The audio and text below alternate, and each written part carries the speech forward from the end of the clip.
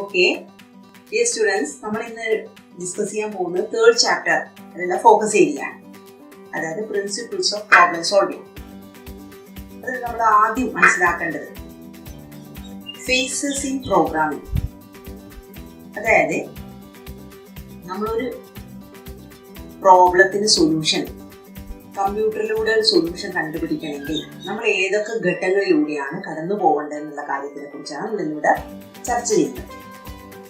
അതിന് different steps ആണ്: problem identification, algorithm and flow chart, coding, translation, debugging, execution and testing, documentation.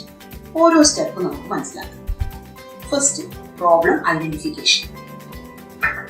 നമുക്കറിയാം, real life സിറ്റുവേഷനിൽ തന്നെ നമ്മൾ ഇപ്പോൾ ഒരു ഡോക്ടറെ കാണിക്കാൻ പോവുകയാണെങ്കിൽ നമ്മൾ എന്താണ് പ്രോബ്ലം, നമുക്ക് എവിടെയാണ് വേദന, അല്ലെങ്കിൽ നമുക്ക് വേറെ എന്തെങ്കിലും ഫീവർ ഉണ്ടോ, അങ്ങനെ എന്തെങ്കിലും കാര്യം നമ്മൾ പ്രോബ്ലം ആദ്യം ഡോക്ടറോട് പറയും.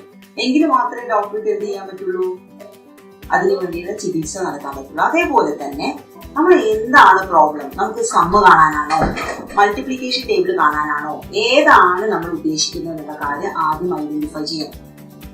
സിമ്പിൾ ഇൻട്രസ്റ്റ് കാൽക്കുലേഷൻ ആവാം, ഏതെങ്കിലും എന്താണ് പ്രോബ്ലം, ഏതെങ്കിലും 3 നമ്പറിന് ഗ്രേറ്റസ്റ്റ് കണ്ടുപിടിക്കാൻ നിങ്ങൾക്ക് പരിചയമുള്ള ചില ടോപ്പിക്കിനെ പറ്റി മാത്രമേ ഞാൻ പറയുന്നത്. ഇങ്ങനെ ഏതാണ് പ്രോബ്ലം എന്ന് ഐഡന്റിഫൈ ചെയ്യണം. ഇനി അടുത്ത step, algorithm and flow chart prepare. എന്താണ് അൽഗോരിതം? അതായത് നമ്മൾ കണ്ടുപിടിച്ചിരിക്കുന്ന പ്രോബ്ലത്തിനുള്ള step by step procedure to solve a problem, that is called algorithm.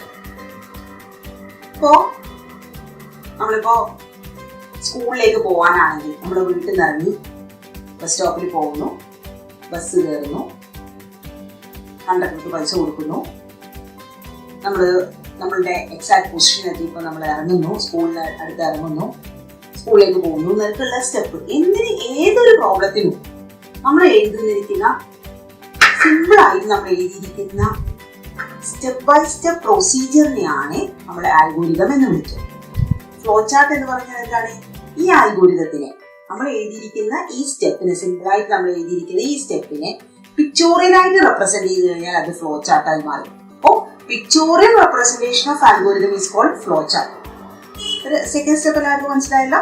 Prepare, algorithm and flow chart. ഈ അൽഗോരിതത്തിന് എന്ത് ചെയ്യേണ്ടിയില്ല, നമ്മൾ ഏതൊരു ലാംഗ്വേജ് ആണെന്നോ അതിന് വല്ല സിന്റാക്സ് റൂളോ ഒന്നുമില്ല, നമുക്ക് സിമ്പിൾ ആയിട്ട് എഴുതിയാൽ മതി. അതൊരു ഫൈനൈറ്റ് സ്റ്റെപ്പിൽ എഴുതുന്നത് സിമ്പിൾ ആയിരിക്കണം, ഫൈനൈറ്റ് ആയിരിക്കണം, അങ്ങനെയൊക്കെയുള്ള പ്രത്യേകതകൾ ഉണ്ടെന്നേ ഉള്ളൂ അൽഗോരിതത്തിന്. Third step, coding. അതായത് നമ്മൾ എഴുതിയിരിക്കുന്ന ആൽഗോരിതത്തിനെ ഏതെങ്കിലും ഹൈ ലെവൽ ലാംഗ്വേജ് എന്നാൽ HLL എന്ന് പറയല്ലേ, ഹൈ ലെവൽ ലാംഗ്വേജ് ആക്കി മാറ്റുന്ന പ്രോസസ്സിനെയാണ് നമ്മൾ പറയുന്നത് കോഡിംഗ് അഥവാ പ്രോഗ്രാം കോഡിംഗ് എന്ന് പറയും. അതായത് C++, നമ്മളിപ്പോൾ പരിചയപ്പെടുന്ന C++ എന്ന് പറയുന്ന ലാംഗ്വേജ്, അല്ലെങ്കിൽ വിഷ്വൽ ബേസിക്, അല്ലെങ്കിൽ കോബോൾ, അല്ലെങ്കിൽ പൈത്തൺ, അങ്ങനെ ഏതെങ്കിലും പ്രോഗ്രാമിംഗ് ലാംഗ്വേജിലേക്ക് ആക്കി മാറ്റുക, അതിനെയാണ് നമ്മൾ പറയുന്നത് കോഡിംഗ്. ഓക്കെ, ഇനി അടുത്ത സ്റ്റെപ്പ്, ട്രാൻസ്ലേഷൻ. എന്താണ് ട്രാൻസ്ലേഷൻ? നമ്മൾ നേരത്തെ കോഡിംഗ് വരെ ചെയ്തു കഴിഞ്ഞു. അതായത് നമ്മളുടെ പ്രോബ്ലത്തിനുള്ള സൊല്യൂഷൻ നമ്മൾ ഒരു ഹൈ ലെവൽ ലാംഗ്വേജിൽ എഴുതി കഴിഞ്ഞു. ഈ ഹൈ ലെവൽ ലാംഗ്വേജിൽ എഴുതിയിരിക്കുന്ന പ്രോഗ്രാം കോഡ് എന്തിന് മനസ്സിലാവില്ല? നമ്മൾ ചെയ്യാൻ ഉദ്ദേശിക്കുന്ന കമ്പ്യൂട്ടർ സിസ്റ്റത്തിന് മനസ്സിലാവില്ല. കമ്പ്യൂട്ടറിന് ആകെ മനസ്സിലാവുന്ന ലാംഗ്വേജ് ഏതാണെന്ന് നമ്മൾ പഠിച്ചിട്ടുണ്ട്? ബൈനറി ലാംഗ്വേജ്, അതായത് 1 or 0 കൊണ്ട് ഉദ്ദേശിക്കുന്ന ലാംഗ്വേജിനെയാണ് നമ്മൾ ബൈനറി ലാംഗ്വേജ് എന്ന് വിളിക്കുന്നത്. ആ ബൈനറി ലാംഗ്വേജ് അഥവാ മെഷീൻ ലാംഗ്വേജിന് മാത്രമേ കമ്പ്യൂട്ടറിന് മനസ്സിലാവൂ. അപ്പോ ഹൈ ലെവൽ ലാംഗ്വേജിൽ എഴുതിയിരിക്കുന്ന പ്രോഗ്രാമിംഗ് ലാംഗ്വേജിനെ ലോ ലെവൽ ലാംഗ്വേജ് ആയിട്ടുള്ള മെഷീൻ ലെവൽ ലാംഗ്വേജിലേക്ക് മാറ്റുന്ന പ്രോസസ്സിനെയാണ് നമ്മൾ എന്ത് വിളിക്കുന്നത്? ട്രാൻസ്ലേഷൻ. നമ്മൾ എഴുതിയിരിക്കുന്ന പ്രോഗ്രാമിനെ നമുക്ക് സോഴ്സ് കോഡ് എന്ന് വിളിക്കാം. അതായത് ഹൈ ലെവൽ ലാംഗ്വേജിൽ എഴുതിയിരിക്കുന്ന പ്രോഗ്രാം കോഡിനെ നമുക്ക് സോഴ്സ് കോഡ് എന്ന് വിളിക്കാം. ആ സോഴ്സ് കോഡിനെ ഒബ്ജക്ട് പ്രോഗ്രാം ആക്കി മാറ്റും. ഒബ്ജക്ട് പ്രോഗ്രാം എന്ന് പറഞ്ഞാൽ മെഷീൻ ലെവൽ ലാംഗ്വേജ് പ്രോഗ്രാം, അതിലേക്കാക്കി മാറ്റുന്ന പ്രോസസ് ആണ് ട്രാൻസ്ലേഷൻ. ഓക്കെ, ക്ലിയർ ആയ? ഹൈ ലെവൽ ലാംഗ്വേജിൽ എഴുതിയിരിക്കുന്ന പ്രോഗ്രാമിനെ ലോ ലെവൽ ലാംഗ്വേജിലാക്കി മാറ്റുന്ന, അല്ലെങ്കിൽ സോഴ്സ് കോഡിനെ ഒബ്ജക്ട് കോഡാക്കി മാറ്റുന്ന പ്രോസസ്സിനെയാണ് നമ്മൾ ട്രാൻസ്ലേഷൻ വിളിക്കുന്നത്. ഇങ്ങനെ ട്രാൻസ്ലേറ്റ് ചെയ്യാൻ വേണ്ടി നമുക്ക് ഡിഫറെന്റ് ലാംഗ്വേജ് പ്രോസസ്സേഴ്സ് നമ്മൾ ഉപയോഗിക്കുന്നുണ്ട്. ഇത് കഴിഞ്ഞ ചാപ്റ്ററിൽ നമ്മൾ മനസ്സിലാക്കിയിട്ടുണ്ട് അല്ലെ? ലാംഗ്വേജ് പ്രോസസ്സേഴ്സ് അറിയാം. എന്താണ് ലാംഗ്വേജ് പ്രോസസ്സേഴ്സ്? കമ്പൈലർ ഉണ്ട്, ഇന്റർപ്രറ്റർ ഉണ്ട്, അസംബ്ലർ ഉണ്ട് അല്ലെ? ഹൈ ലെവൽ ലാംഗ്വേജിനെ ലോ ലെവൽ ലാംഗ്വേജ് ആക്കി മാറ്റാനാണ് കമ്പൈലറും ഇന്റർപ്രറ്ററും ഉപയോഗിക്കുന്നത്. അസംബ്ലി ലാംഗ്വേജിൽ എഴുതിയിരിക്കുന്ന പ്രോഗ്രാമിനെ ലോ ലെവൽ ലാംഗ്വേജിലാക്കി മാറ്റാൻ വേണ്ടിയിട്ടാണ് അസംബ്ലർ ഉപയോഗിക്കുന്നത്.